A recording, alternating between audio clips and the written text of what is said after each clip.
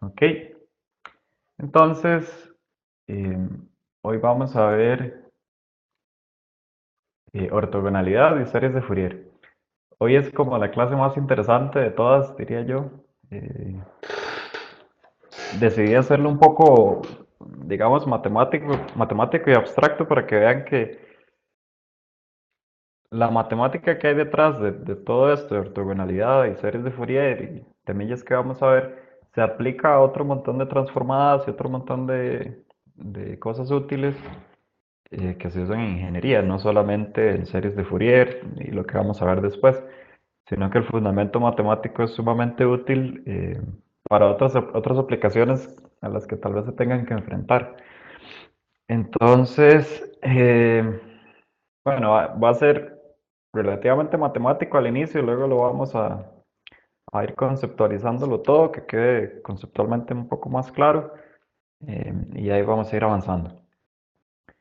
Entonces, bueno, como siempre, empezamos la, a ver cómo quito esto, la clase de hoy, ortogonalidad, series de Fourier. Entonces, a modo de contenidos, hoy vamos a ver ortogonalidad, vamos a ver espacios lineales y vamos a extender unos conceptos que vamos a aplicar a vectores a funciones comunes y corrientes, un seno, un coseno, un f de x igual a x, f de x igual a x cuadrado, lo que sea. Luego nos vamos a pasar a lo que son series generalizadas de Fourier. Y luego vamos a pasar ya a lo que más nos interesa, que es series de Fourier. Entonces, ay, siempre lo quito. Comenzando con el concepto de ortogonalidad. En griego, orto significa recto y gonia o gonos, creo, significa ángulo. Entonces lo entendemos como ortogonalidad, lo entendemos como ángulo recto. Entonces lo podemos ver como perpendicularidad entre dos elementos cualesquiera. Por ejemplo, no sé, dos calles que se intersecan. Entonces uno se imagina dos calles rectas que se intersecan en ángulo recto en 90 grados, excepto las calles de Costa Rica. Intersecan dos curvas en ángulos rarísimos. O la imagen que tengo acá, que es el clásico sistema de tres dimensiones, en el que tenemos una dimensión X, una dimensión Y y una dimensión Z, en donde los tres ejes son perpendiculares entre sí, es decir, X es perpendicular a Y es perpendicular a Z y Z es perpendicular a X. Bueno, y desde física nos enseñaban los vectores unitarios, que conocíamos como I techo, J techo y K techo. Eran tres vectores que eran perfectamente perpendiculares entre sí. Entonces tengamos ese concepto de qué significa ortogonalidad, que aquí lo vemos muy gráfico, pero en general, o sea, podemos generalizarlo matemáticamente. Y ahorita vamos a llegar a eso.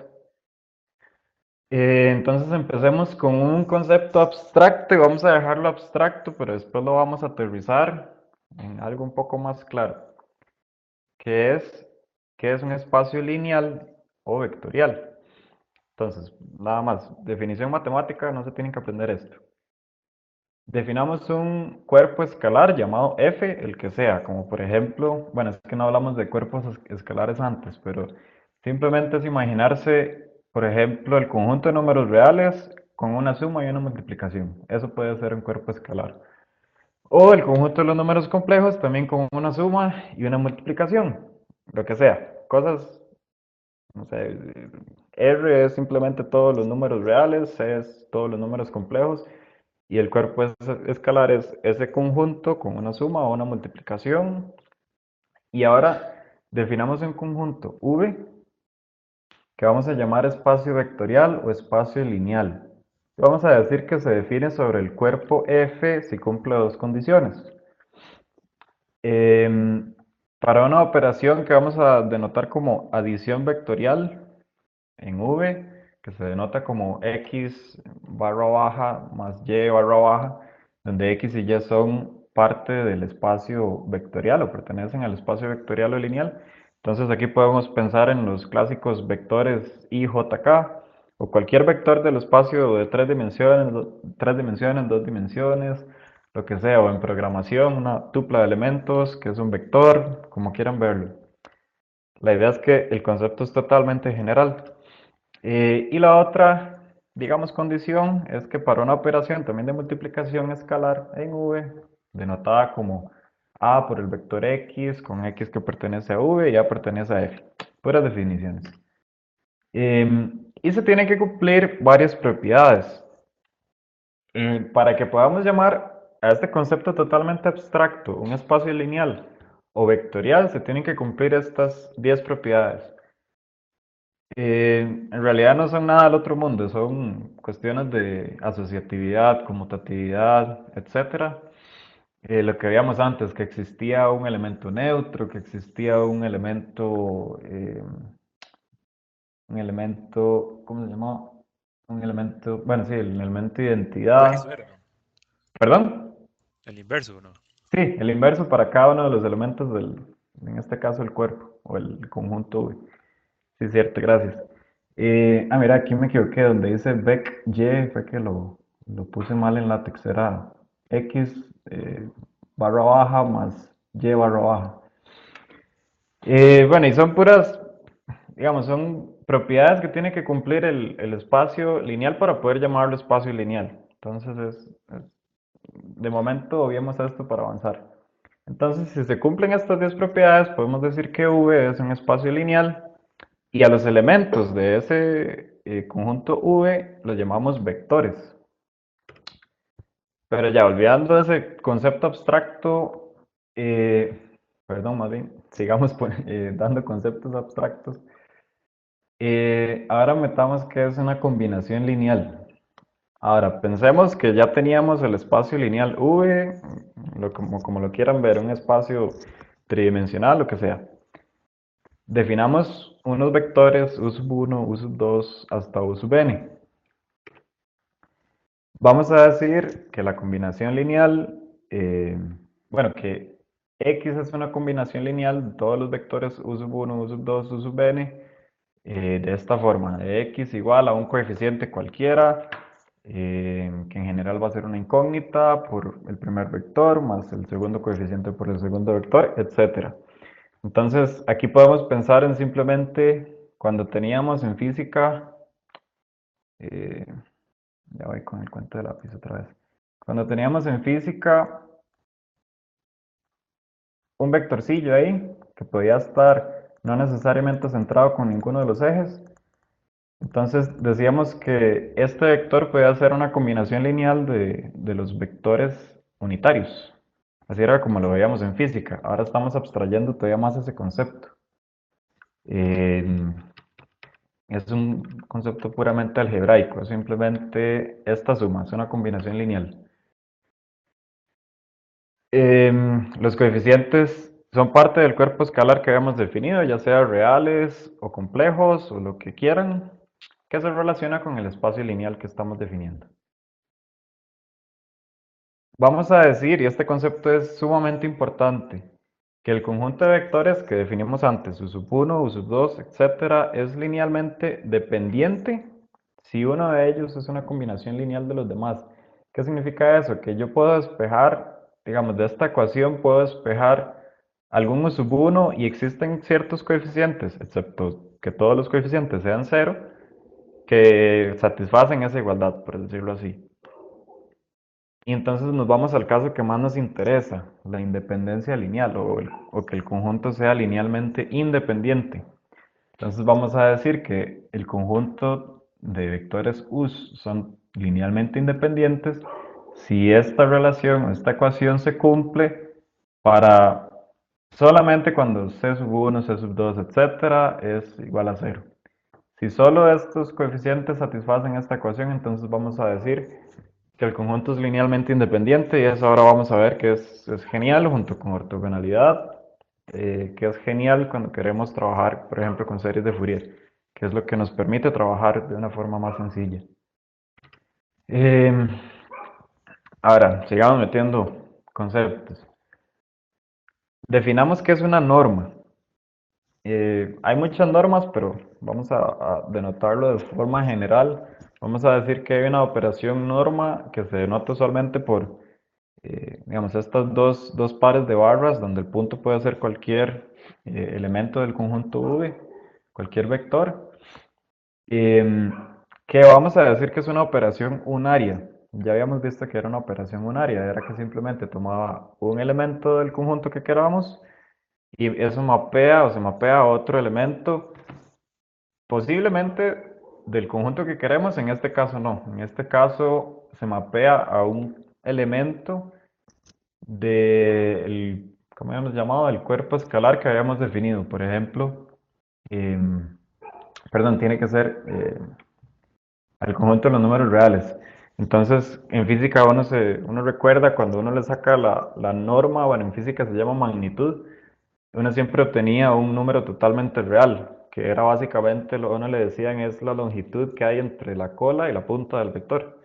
Es básicamente el mismo concepto, nada más que lo estamos generalizando a un concepto totalmente abstracto que nos puede servir después.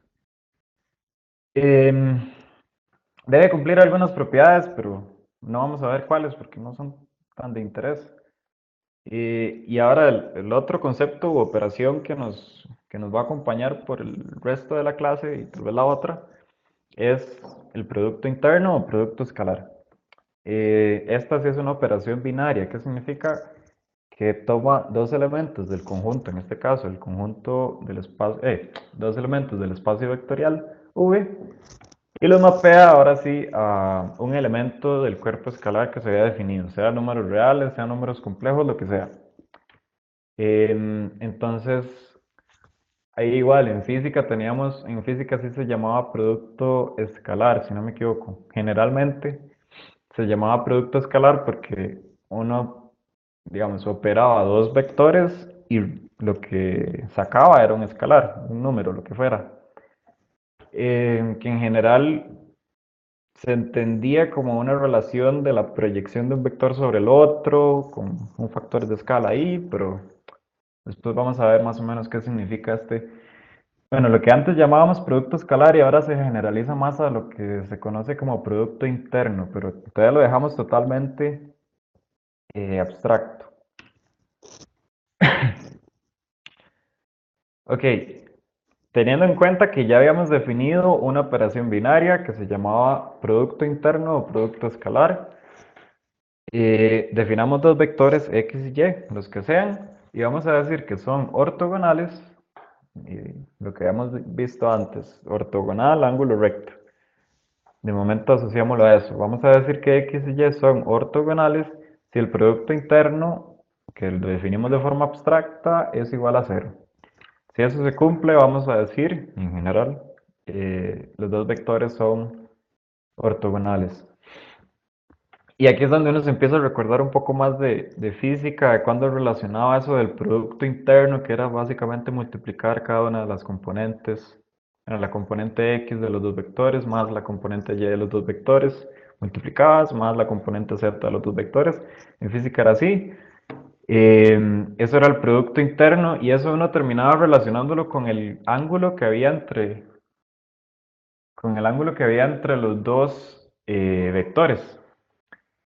Entonces vamos a decir que, esto es una fórmula clásica, que el coseno del ángulo entre dos vectores x y y va a ser igual al producto interno entre la multiplicación de la norma de los dos vectores. Así es en general, en matemática, en física, en lo que sea. Y de aquí, este, digamos, ya habíamos definido que el producto interno tenía que ser igual a cero para dos vectores ortogonales. Y de estas dos primeras secciones derivamos que el ángulo entre dos vectores ortogonales tiene que ser pi medios radianes o 90 grados, que es bueno, lo que en general uno maneja siempre. Ahora definamos qué es una base ortogonal y una base ortonormal. Veamos el concepto de base, digamos, una base vectorial como simplemente un conjunto de vectores. Entonces una base podría ser IJK. Eso es una base vectorial engendra el espacio de 3 dimensiones. Ahora definamos simplemente una base vectorial que es U, bueno, que es el conjunto de todos los vectores U sub 1, U sub 2 hasta U sub n.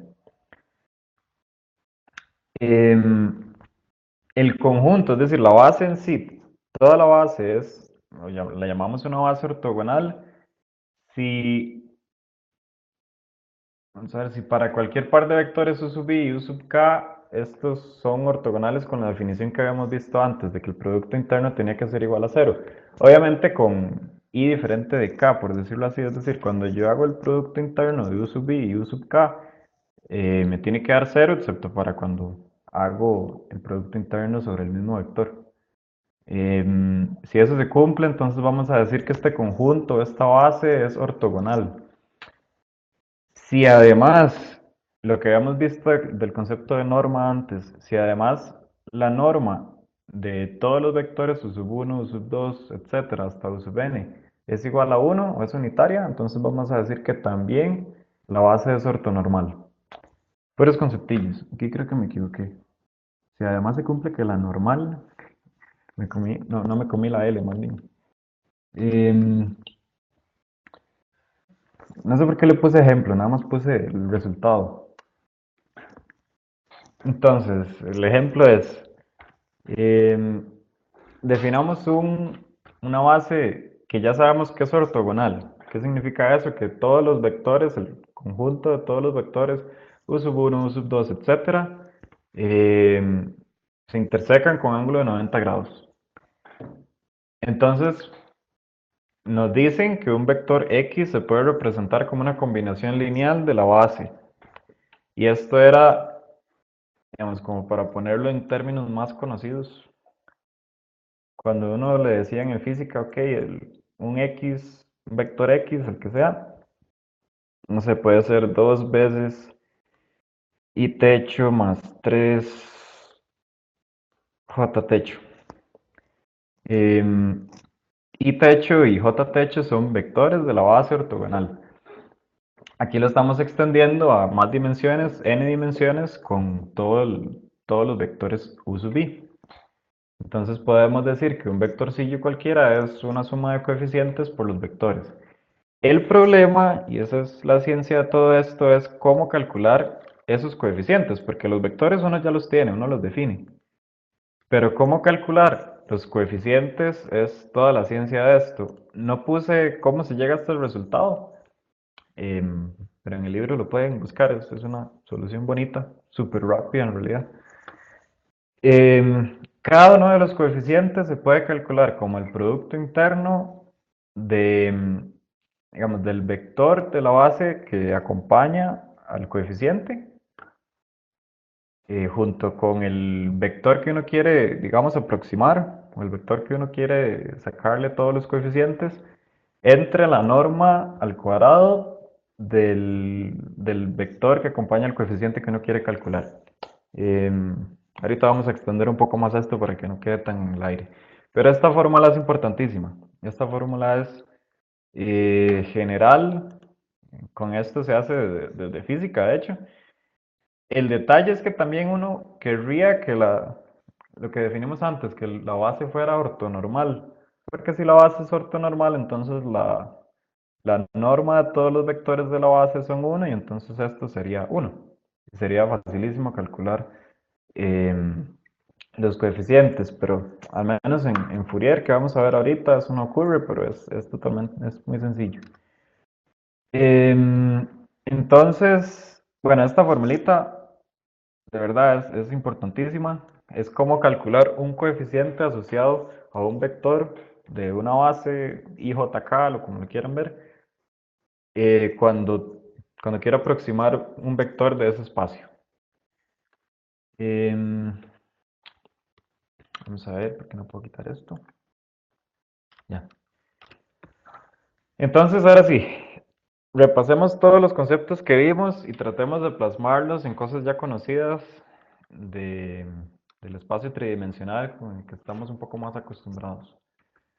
Habíamos definido que era un espacio lineal, totalmente abstracto, pero ahorita podemos entenderlo como espacio lineal o espacio vectorial a un conjunto de vectores, que en este caso podríamos pensar que es todos los vectores que pertenecen a este espacio tridimensional, es decir, todos los vectorcillos, no sé, el que está como por aquí, el que está como, ay, pucha, el que está como por acá, todos esos vectores pertenecen al espacio lineal. Siguiente combinación lineal. Entonces habíamos dicho que teníamos un conjunto de vectores, un sub 1, un sub 2, o en este caso I, J, K, los vectores unitarios del espacio tridimensional. Y podíamos hacer representaciones como combinaciones lineales. Era simplemente sumar todos los vectores con coeficientes multiplicados y podíamos no sé, aproximar o definir algún otro vector del espacio a partir de una combinación lineal. El concepto de norma, que digamos, todavía podemos seguirlo entendiendo como esa distancia que hay entre la cola y la punta del vector, aunque lo vamos a redefinir cuando lleguemos a funciones. El concepto de producto interno, que lo definimos de forma totalmente abstracta, pero vimos que podía ser muy útil cuando teníamos una base ortogonal como esta, que tenemos tres vectores totalmente ortogonales y lo que queremos es calcular para un vector dado, cualquiera que esté por aquí, las componentes, es decir, como la proyección sobre cada uno de los ejes unitarios o digamos, de los vectores de la base, lo que uno en física conocía como la componente del vector para cada uno de los ejes. El producto interno era esencial. Y por último, el concepto de ortogonalidad. Casi siempre vamos a querer que nuestra base sea ortogonal. Y lástima que no lo mencioné antes, tenía que hacerlo aquí. Vamos a ver, ¿por qué la ortogonalidad es importante? Bueno, ¿por qué la independencia lineal y la ortogonalidad es importante? Vamos a ver dónde fue que habíamos definido combinaciones lineales. Estas benditas combinaciones lineales, si el conjunto no es linealmente independiente y por otras razones también luego no es ortogonal, es sumamente complicado calcular esto porque al final esto uno lo puede ver como como un sistema de ecuaciones donde la cantidad digamos, de variables que uno tiene al final depende de la longitud de los vectores, de la cantidad de coeficientes que tiene uno y calcular cada coeficiente por aparte es un dolor. Pero cuando tenemos independencia lineal y ortogonalidad, por eso les dije que esta formulita era sumamente importante. Si uno tiene una base ortogonal, que eso implica ya que va a ser linealmente independiente, entonces uno puede calcular cada coeficiente por separado, a diferencia de tener que hacer una ecuación, como es un sistema de ecuaciones grandísimo y tener que despejar todo con métodos larguísimos. Entonces, por eso es la importancia de la ortogonalidad. Em, bueno, entonces ya volvemos al repaso de conceptos. ¿Hay algo que no haya quedado claro hasta el momento? Podemos devolvernos porque hay algunos detalles de acá que principalmente de ortogonalidad, algunas cosas que vamos a seguir usando ahorita. Tienen 3 segundos para decirme. 3, 2, 1. Bueno, creo que no. Em, Ahora sí, tratemos de extender este concepto de ortogonalidad a funciones. Digamos, habíamos dicho que ortogonalidad era ángulo recto, del griego. Entonces, ¿cómo es que dos funciones están en ángulo recto? Eso es algo muy extraño. Pero vamos a tratar de forma abstracta, igual como definimos toda la matemática que hay detrás de esto, vamos a tratar de definir la ortogonalidad entre funciones. Entonces, en general representamos un vector como una tupla de componentes o coeficientes, C sub 1, C sub 2 y C sub 3. Esto puede representar un vector que está por acá, el que sea, que se representa a partir de una base ortogonal, en este caso, IJK. Entonces, Em, Esta es una representación como tupla, es la representación clásica en programación, no sé, a veces en física, etcétera. Pero también podríamos verlo como una simple función x de y, donde y es un simple índice que depende del y, o el índice, me va a devolver un valor asociado a cada una de las componentes de la base. Es decir, me va a devolver el valor asociado a i, bueno, a i techo, el valor asociado a j techo, depende.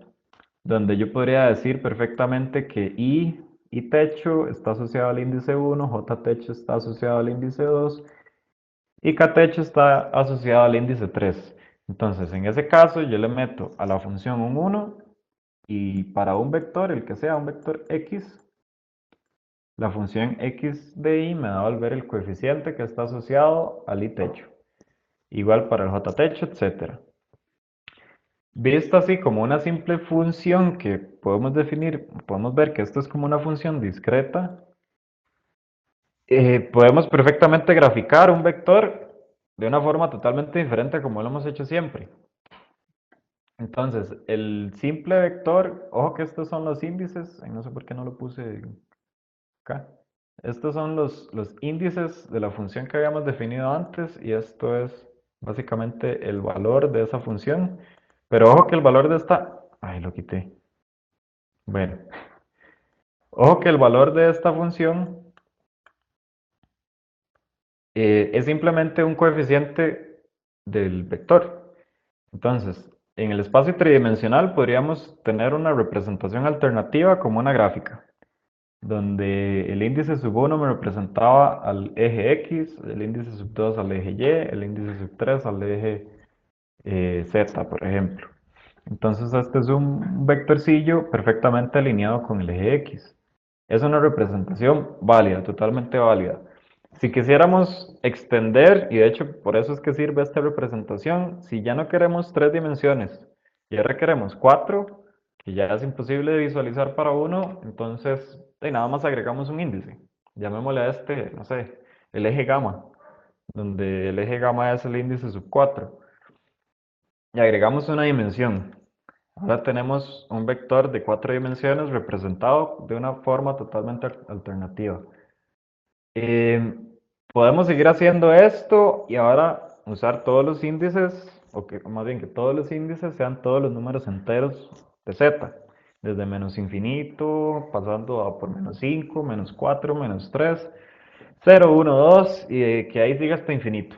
Entonces tenemos una representación alternativa para un vector de un montón de dimensiones. Ojo que ya nuestras dimensiones podrían ser infinitas perfectamente, pero todos asociados a índices discretos, porque estamos definiendo cada índice como un elemento de los números enteros. ¿Qué pasa si ahora usamos como índices, digamos, ya eso no sería un índice, pero digamos que índices al conjunto de números reales? Podríamos no solo tener índice de menos 4,5 o menos 5, podríamos perfectamente tener, perdón, ya no necesitamos tener números enteros, sino que ahora podríamos definir una componente del vector que está en medio de todas estas que están graficadas, por ejemplo, en menos 4,5, en menos 3,5, en menos 2,5, etc. El detalle acá es que podemos seguir metiendo, digamos, componentes infinitamente en medio de todas estas que ya están y llegar a lo que es básicamente una función. Una función es simplemente un valor que está asociado a un índice, por decirlo así, o a una entrada, que en general lo vemos como una entrada de un número real y tiene una salida también, posiblemente un número real, o podría ser complejo. Eh, entonces, con este concepto vemos que una función al final es un vector como de infinitas dimensiones, con infinitos índices, infinitos componentes. Lo que significa eso es que todo lo que vimos antes, toda la matemática abstracta que había antes y el fundamento matemático de producto interno, de normas, de ortogonalidad entre vectores, se puede aplicar también a funciones. Y eso es importantísimo para lo que vamos a seguir viendo. Pues bueno, lo que dice aquí. Finalmente, podríamos tener un vector de infinitas dimensiones, donde cada componente está asociado a un elemento del conjunto de números reales R. O sea, llegamos al concepto de lo que hemos visto siempre como una función. Ahora vemos a una función como un vector, es decir, que todo lo que hemos visto de espacios lineales se puede aplicar a funciones. Y ya no le llamamos espacios lineales o vectoriales, ahora lo llamamos espacios funcionales. Y bueno, yo diría que esto es de las cosas que a mí más me han explotado la cabeza cuando lo vi. Pero, digamos, desde física teníamos que tres simples vectorcillos generaban un espacio, o podían generar un espacio de tres dimensiones. En este caso, I, J, K generan un espacio euclidiano de tres dimensiones. Ahora podemos tener un conjunto de funciones ortogonales, probablemente, que van a engendrar un espacio funcional, es decir, en lo que antes teníamos un punto, un simple punto en las tres dimensiones, ahora tenemos, digamos, un punto en infinitas dimensiones, que representan básicamente una función de ese espacio funcional.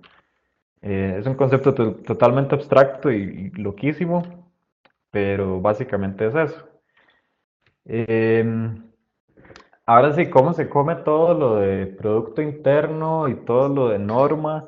Ahora con funciones que habíamos definido, lo definimos de forma totalmente abstracta. Yo les había comentado que en física había unas formas que a uno le enseñaban acerca de esto, de producto interno y norma, pero lo definimos de forma totalmente abstracta para llegar ahora a estas operaciones, pero con funciones. Entonces vamos a definir el producto interno entre dos funciones, las que sean. Imagínense un seno, producto interno con un coseno, lo que sea. Y es simplemente una integral desde un rango que uno escoge, probablemente desde un rango A hasta B, que pueden ser números, puede ser desde menos infinito hasta infinito. En general eso se va a definir. Eh, y esto es el producto interno, es la integral en ese intervalo de la primera función conjugada. En números complejos lo habíamos visto, es simplemente que la parte imaginaria se vuelve negativa. Por la segunda función de t. Ahorita vamos a hacer un ejemplo de cómo se come esto y cómo puede uno sacar que dos funciones son ortogonales de forma totalmente rápida, simplemente viendo las gráficas. Porque claro, multiplicar dos funciones que posiblemente son complicadas y tras de todo tener que integrar suele ser complicado, pero si uno tiene, digamos, una base gráfica, uno puede sacar, no sé, esta integral da cero por esto y esto. Y entonces lo más importante es que ya habíamos definido algo esencial. Si queremos que dos vectores, antes lo tratábamos como vectores, ahora lo tratamos como funciones. Si queremos que dos funciones sean ortogonales, y ya vimos por qué queríamos que fueran ortogonales, entonces este producto interno tiene que dar cero. Si ese producto interno da cero, decimos que x de t y y de t son funciones ortogonales. Em, bueno, sí, y ahora tal vez vemos un ejemplo de cómo sacar eso rápidamente. Ahora la norma de una función es simplemente la raíz del producto interno de x de t con ella misma. No vamos a entrar en mucho detalle, pero creo que esto no lo vimos. Digamos, ojo que esta integral, bueno, aquí hay un producto interno de x de t por x de t. Eso implica que hay que conjugar uno de los dos y multiplicarlo por el otro sin conjugar. En general, en números complejos, en funciones complejas también, z por z conjugado es esto que está acá. Bueno, aquí debería tener z, pero ustedes entienden que, bueno, es x por x conjugado, va a dar la magnitud, lo que llamábamos magnitud desde la primera clase, al cuadrado. Hay que integrarlo y luego sacarle la raíz cuadrada. Eso no es, bueno, no es tan complicado, depende de las funciones que uno tenga. Em, entonces estas dos fórmulas también son importantísimas para definir lo que vamos a ver ahorita. De igual forma, lo que les decía, pensábamos en ortogonalidad como dos cosas que intersecan en ángulo recto o 90 grados. Bueno, el ángulo entre dos funciones, ahora podemos definirlo de la forma que lo habíamos hecho antes. Esta es exactamente la misma fórmula que habíamos visto antes, que el coseno entre dos vectores, ahora entre dos funciones, es igual al producto interno de las dos funciones entre las normas de cada una. Entonces decimos que en general, si el producto interno es cero, entonces las funciones son ortogonales y por lo tanto el ángulo entre ellas es pi medios o 90 grados. Ahora si entremos a algo también muy loco, series generalizadas de Fourier. Ojo que esto no son series de Fourier, que es en lo que nos vamos a enfocar después.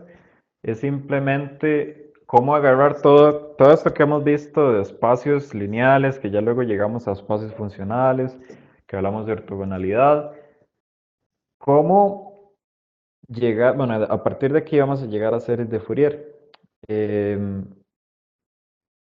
pero bueno, sí, ahorita vamos a ver cosas más interesantes. Vamos a ver cómo introduzco esto. Igual, podemos tener un conjunto de funciones ortogonales, las que sean, digamos, em, estoy pateando, digamos que x cuadrado, una función x cuadrado y x a la 3 son ortogonales. Yo creo que no, tal vez en algún intervalo sí. Dos o tres o cuatro funciones que son ortogonales por el concepto que vimos antes, de que el ángulo es 90 grados, el producto interno es igual a cero entre ellos. Em, Vamos a llamar a estas funciones u sub 1, u sub 2, u sub 3, etcétera, hasta u sub n. Este conjunto U se puede usar como un conjunto generador de un espacio funcional, que yo les había dicho. Así como el IJK generaba un espacio de tres dimensiones, ahora vamos a tener un espacio funcional, ahí, que sea, no sé, digamos que tenemos, eh, voy a tratar de dibujar algo bonito. Dos funciones que son simplemente dos cuadritos. Estas son dos funciones que, bueno, de fijo son ortogonales, después vamos a ver un poco por qué. Dos funciones que son cuadritos, entonces recordemos que lo único que hace la combinación lineal es multiplicar por algún coeficiente. Entonces ese coeficiente lo único que va a hacer es agarrar alguno de, bueno, los cuadritos y no sé, eh, ¿cómo es? Aumentarles la altura o disminuirles la altura o lo que sea. Entonces, todas las posibles combinaciones, digamos, de todos los coeficientes por las funciones sumadas va a ser una simple, digamos, una familia de funciones de puros cuadritos. Todas esas posibles, o sea, ahorita me lo estoy imaginando como dos edificios que suben y bajan, digamos, dos edificios que están a la par, que suben y bajan de altura, todos esos posibles edificios de diferentes alturas son, digamos, toda la familia funcional que genera el espacio, perdón, que genera esta base U, de los 2 3 4 los que sean los vectores, perdón, las funciones en este caso, que tenemos. Perdón, Sí, señor. ya que dio el ejemplo de los edificios, eh, Ajá, se tomaron en cuenta muchas muestras, digamos, porque me imagino que pueden tomar infinitas muestras también, y se unieran sí, todas claro. esa demostración gráfica, ¿cómo se vería eso? Eh, Sin imaginárselo, pues. Como que todos los, como que el Como la, ancho de cada edificio fuera muy pequeño. Ah, como la representación gráfica que usted dio, pero una muestra muy grande de posibles combinaciones de coeficientes multiplicados por vectores, eso, co- por sí, sí, funciones. como por funciones, sí. Como tener, no sé, infinitos edificios a la par del otro, Ajá, pero a diferentes alturas se de estabilizaría. diferentes alturas. Igual, digamos, todos esos edificios, naturalmente, digamos, sin coeficiente, van a ser ortogonales entre sí, pero cuando uno los empieza a multiplicar a todos por diferentes coeficientes, se genera como un montón de fotos de diferentes edificios con diferentes alturas. Todas las posibilidades es lo que llamamos el espacio funcional. No sé si Ok. No, no, queda... igual la pregunta es como tonta, pero Es que creo que no entiendo la pregunta, perdón. no, no, no importa, no importa, continuemos. Está bien, bueno, si no hay después con más chance al final, ahí vemos. ¿Está bien? Sí, está bien, está bien. Ok. Entonces lo que les decía, una cantidad n de vectores multiplicados por ciertos coeficientes que al final eso engendra algún espacio funcional o lo que veíamos en tres dimensiones, un montón de vectorcillos, un montón de posibilidades de tener vectores de diferentes tamaños, con diferentes ángulos, acomodados diferentes, como fuera. Un conjunto U va a generar un espacio de esos. Entonces, qué sé yo, en en el ejemplo de hace un rato, perdón, vamos a ver, es que quiero devolverme. Hasta ahora me surge la idea de los edificios, me gustó. En el ejemplo de hace un rato que teníamos dos funciones que estábamos llamando como edificios, digamos. Una primera función, un edificio 1, un cuadrito, y un cuadrito 2. Es decir, que cuando yo sume, porque ojo que esto es una sumatoria, cuando yo sume las dos, eh, voy a obtener, no sé, un primer edificio más el segundo edificio. Algo así se va a ver. Ya se me olvidó que iba con esto.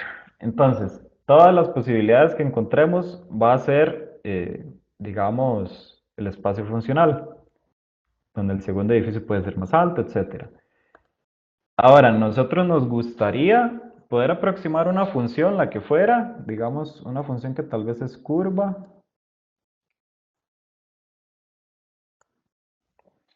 una función que tal vez es curva, nos gustaría aproximar esa función con estos dos simples edificios, digamos, con estos dos cuadritos. Lo que habíamos visto antes era que teníamos digamos, un vector cualquiera que lo podíamos aproximar como la combinación lineal del espacio, de la base funcional que teníamos. El problema es que con estos simples cuadritos no logramos una aproximación precisa, digamos, bueno, exacta, siempre se me olvida la diferencia entre precisión y exactitud. No logramos una buena aproximación, ojo que esto es curvo y con dos cuadritos solo me alcanza para, digamos, para hacer este par de cuadritos que más o menos se asemejan a la curva, es lo más que puedo lograr. Entonces vamos a decir que con alguna base funcional, lo único que podemos lograr es una aproximación, donde x de m es una función que yo sé que está dentro del espacio funcional de la base, o del espacio funcional que engendra la base, y que con ello logro una aproximación a una función que yo quiero. No sé, una función curva que tal vez el, la base funcional no me lo puede aproximar perfectamente. Y a esto le llamábamos antes, digamos, cuando vimos conjuntos numéricos, decíamos, cuando pasamos del conjunto de números naturales al conjunto de números enteros fue porque algunas operaciones eran incompletas. Decíamos que cuando tratábamos de operar algo con otra cosa, obteníamos un elemento que no estaba dentro del conjunto inicial. Por ejemplo, nos pasaba que cuando restábamos dos números naturales podíamos caer en números negativos que no pertenecen al conjunto de números naturales. Entonces aquí ocurre lo mismo.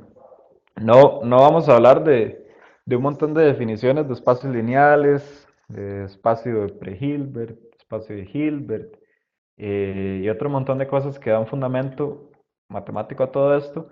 Pero esa es la idea. La idea es que todavía no tenemos un espacio completo, por decirlo así. Digamos, con alguna función, bueno, con, con un conjunto de funciones ortogonales como esos cuadritos que les puse, es muy probable que no podamos aproximar una gran cantidad de funciones que son de nuestro interés. Otra vez lo quité. Y entonces, bueno, hmm, ok. Antes habíamos visto que los C sub k se podían calcular simplemente como el producto interno entre la norma del vector al cuadrado, cada uno de los coeficientes asociados a un vector de la base. Y entonces es lo mismo. X de t es simplemente una aproximación con esta serie o esta combinación lineal de los coeficientes por los vectores. Bueno, en este caso por las funciones. Eh, mira, aquí tenía los cuadritos, los edificios. Entonces es lo mismo, pero con dibujos más bonitos, porque los míos son muy feos. Esta imagen sí me la robé del libro de señales y sistemas.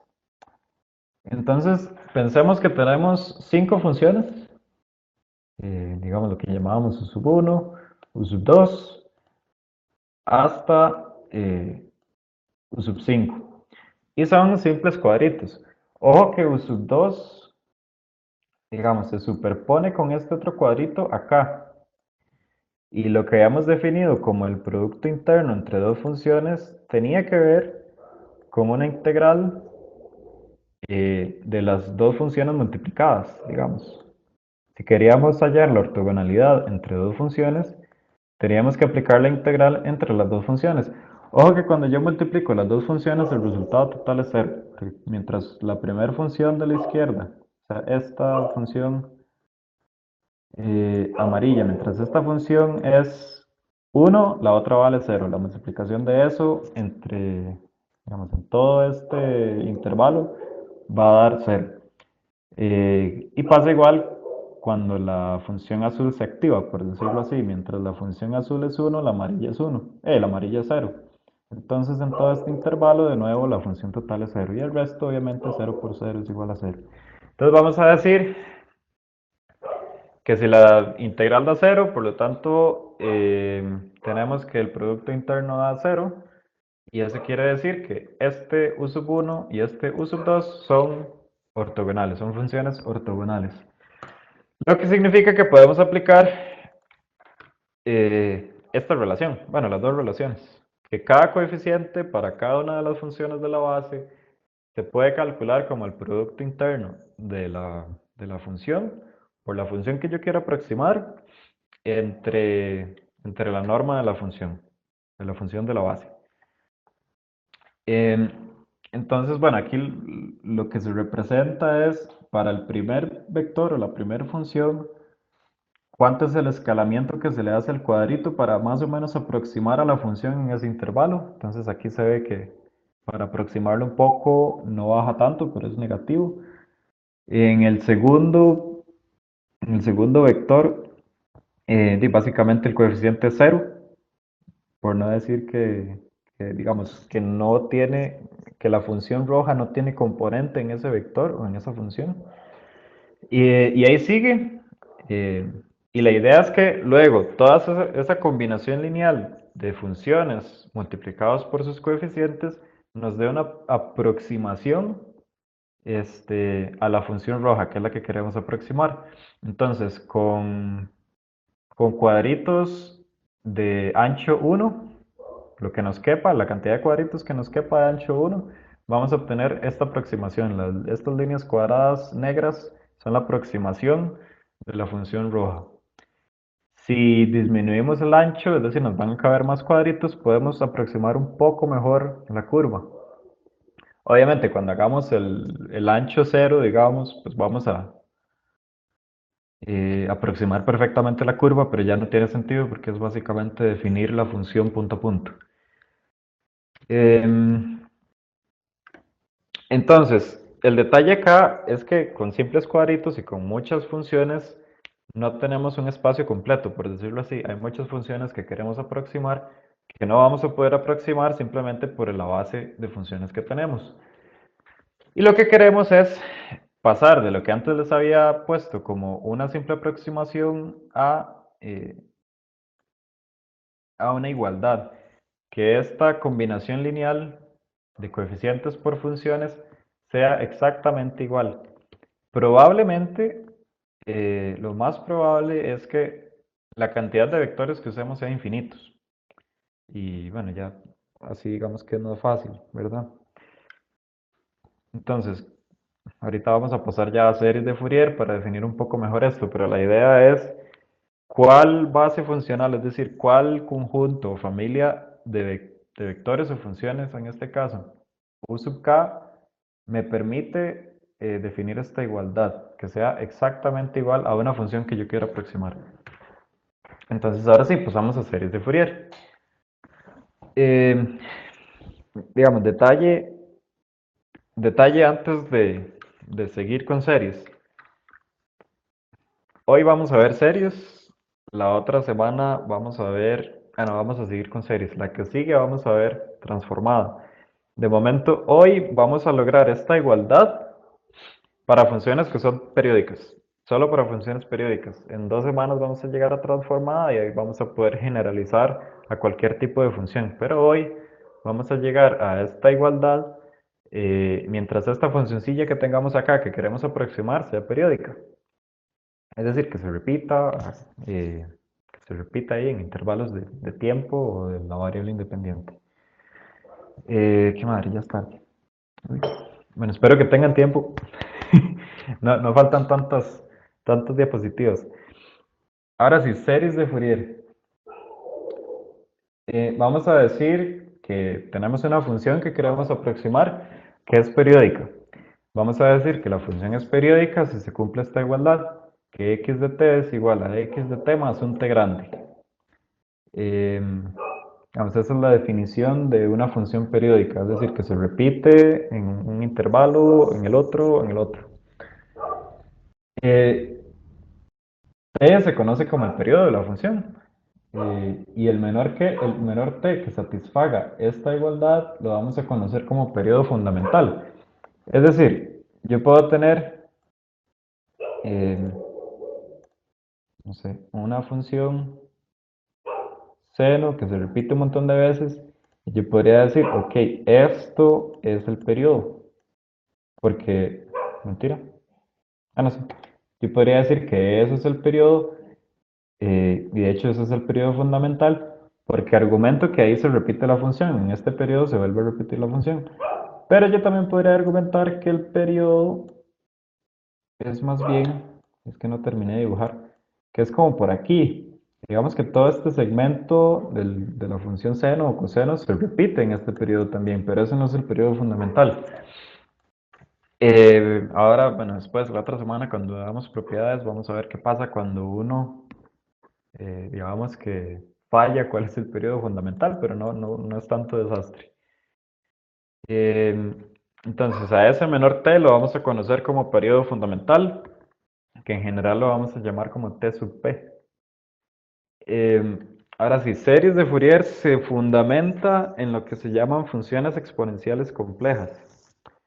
Una función exponencial compleja es simplemente e a la j por, ahorita vamos a ver qué es esto del k, una frecuencia fundamental. O sea, este omega sub 0 es la frecuencia fundamental en radianes por segundo por el tiempo. O bien, recordamos que omega sub 0 o omega en general es 2pi por la frecuencia en hertz. em, donde estas frecuencias son simplemente el inverso del periodo. Cuando apenas hallamos el periodo fundamental de la función que queremos aproximar, podemos calcular estas frecuencias fácilmente. Entonces, esta familia de funciones complejas es simplemente que tenemos, está bien, una frecuencia fundamental, pero podemos aumentar esa frecuencia con este valor k, donde k es entero, ya sea positivo o negativo, o incluso cero. Esto lo único que hace es aumentar la frecuencia, digamos, cuando uno multiplica, bueno, sí, cuando multiplica un número grande por una frecuencia, lo que hace es aumentar la frecuencia. Eh, entonces, a modo de ejemplo, dibujé estos dos cuadritos. A la izquierda está qué pasa si yo uso k igual 1. A la derecha está qué pasa si yo uso k igual 2 y lo grafico. Aquí no se ve muy bien, pero este eje que estoy poniendo acá con la mano, supongo que se ve la mano, es el eje imaginario. Es, recordemos que esto lo podemos con la identidad de Euler descomponer como coseno de lo que hay adentro, excepto el j, más j por el seno, ay, por el seno de lo que hay adentro, excepto el j. Significa que tenemos que el coseno es una parte, la parte real de este número y que el seno es la parte imaginaria. Y ojo que ambas dependen de t. Digamos, tenemos una dependencia del tiempo. Bueno, en general vamos a decir el tiempo, puede ser cualquier variable. Pero como tenemos una dependencia del tiempo, entonces tenemos una función que tiene una parte real dada por el coseno y otra función, que la función tiene una parte imaginaria dada por el seno. Entonces, simplemente lo que traté de dibujar acá era cómo se comportaba la parte imaginaria, que es la parte imaginaria, esto es la parte real, como el eje real, y el tiempo que avanza, no sé por qué se floteó que el tiempo avanzaba para allá. Entonces es simplemente como una, bueno, es una espiral. Conforme avanza el tiempo, entonces la parte real y la parte imaginaria van cambiando.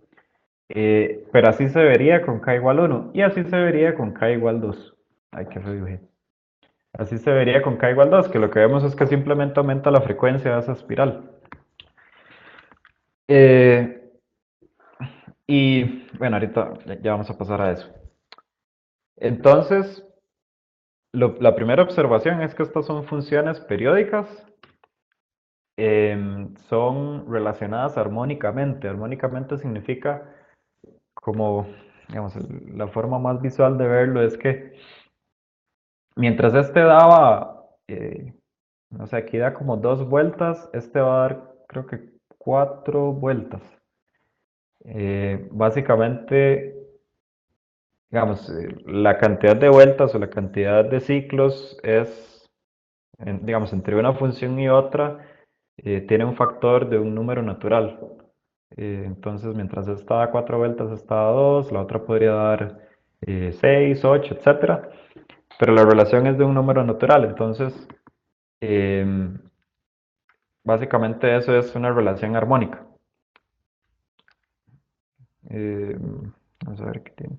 Todas tienen un periodo fundamental TP igual 1 entre f sub 0. Eso simplemente lo vamos a calcular con la función que queramos aproximar. Eh, y a partir de estas funciones, ojo que aquí ya estamos definiendo una base funcional, como los u sub 1, u sub 2, etcétera, que habíamos definido antes.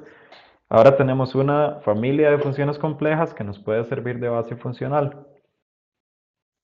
Entonces se pueden demostrar dos cosas importantes, no lo vamos a hacer, pero con las integrales que vimos antes y todo, se puede demostrar que la norma de cualquiera de estas funciones, la que sea, con k igual 1, con k igual 2, con k el que sea, va a ser siempre el periodo fundamental de la familia, donde vamos a definir el periodo fundamental con la función que queramos aproximar.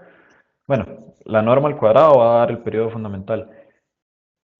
Y lo más importante de todo es que el producto interno entre cualquier función, entre cualquiera de las dos funciones, excepto entre ella misma, va a dar 0.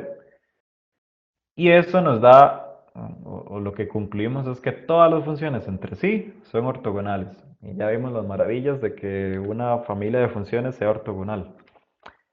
Bueno, es eso. El conjunto de funciones S sub k es ortogonal.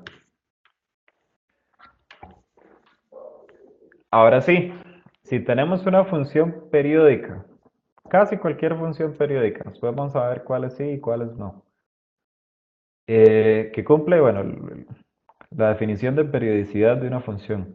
Ahora sí, tenemos que esta igualdad puede ser cierta.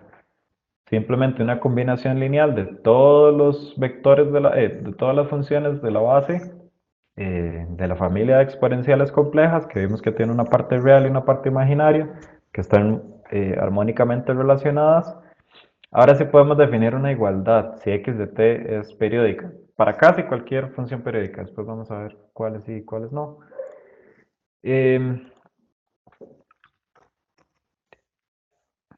Bueno, habíamos visto la fórmula de cómo se calculaba cada uno de los coeficientes.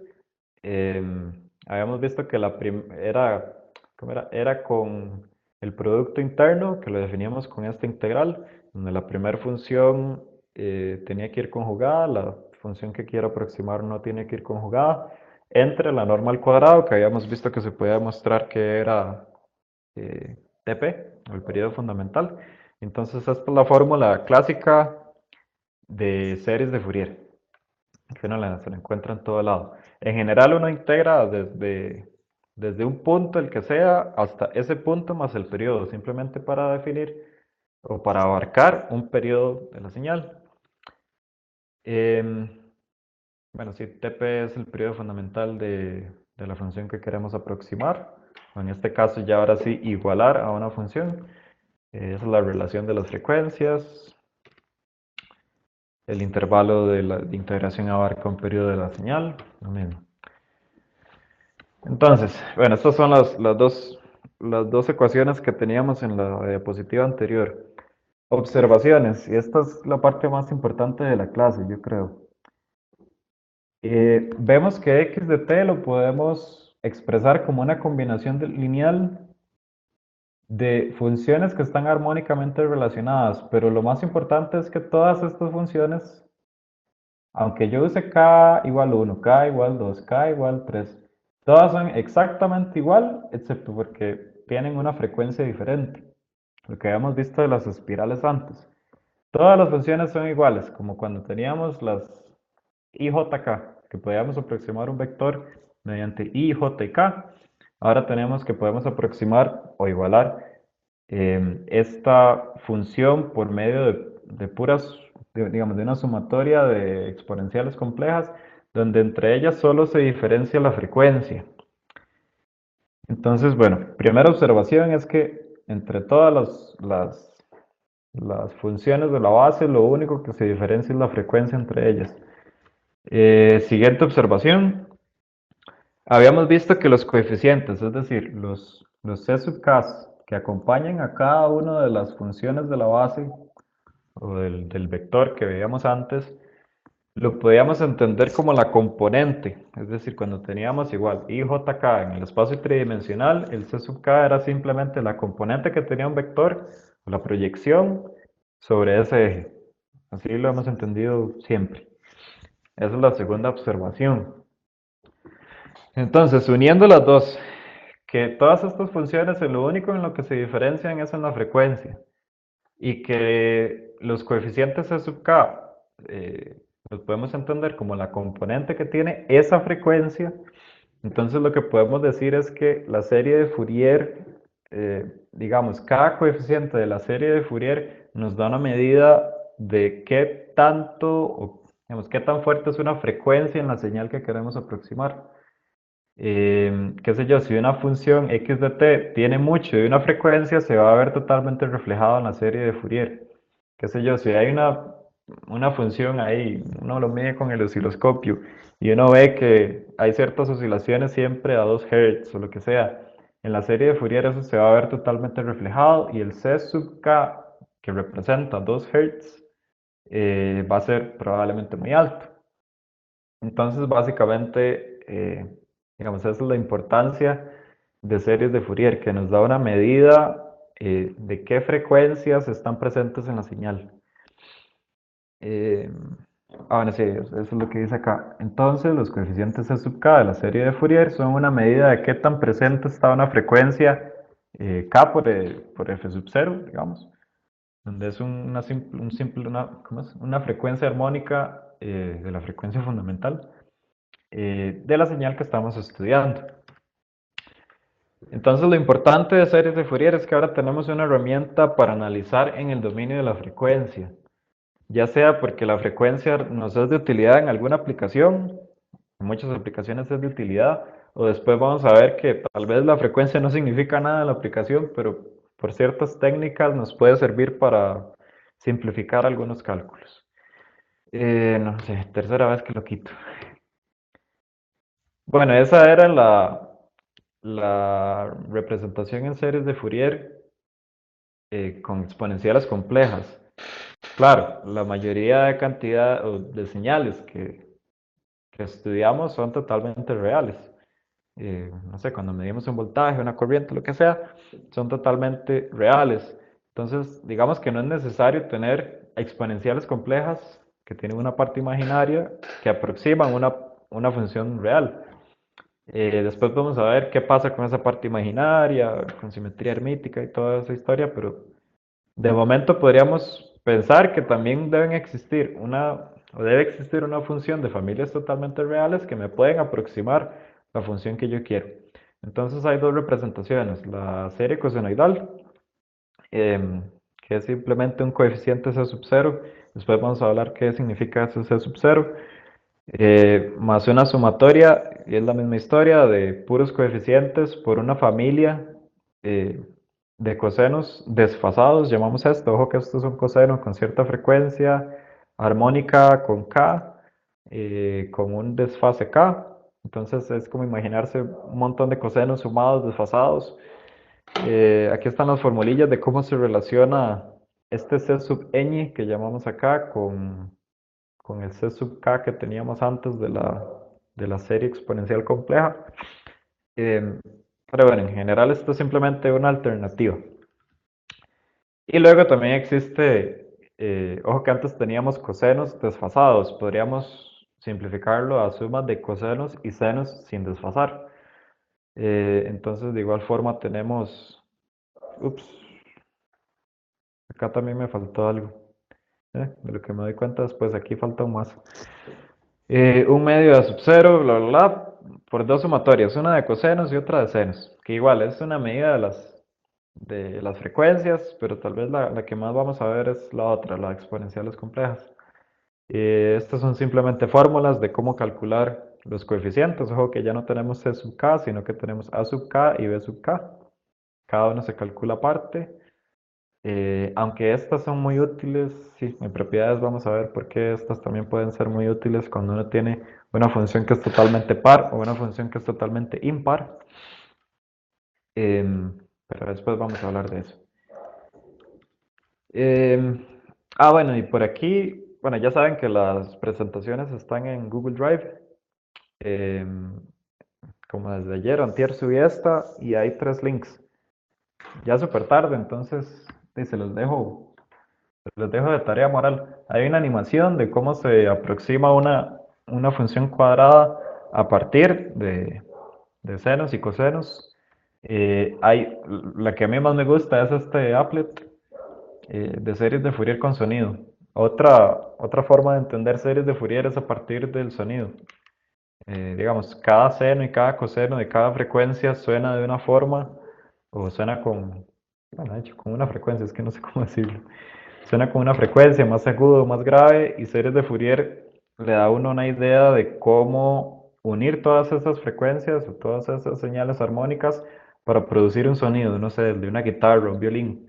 Cómo se diferencia el sonido entre dos instrumentos o el timbre, lo que llamamos el timbre, de dos sonidos totalmente distintos, y a partir de series de Fourier es que se puede entender eso. Entonces esta applet es súper interesante. Luego hay un video, bueno, este está en inglés, de transformadas series y espectro en frecuencia. Son animaciones mucho más chivas de las que yo puedo hacer, entonces también pueden ir ahí. Eh, y había más, pero ya son de transformada, entonces se los comparto después cuando veamos transformada. Bueno, si no hay ninguna duda, todavía tengo un rato por si quieren repasar algo o alguien me había hecho una pregunta y yo no entendí la pregunta, entonces puede preguntar ahora sí.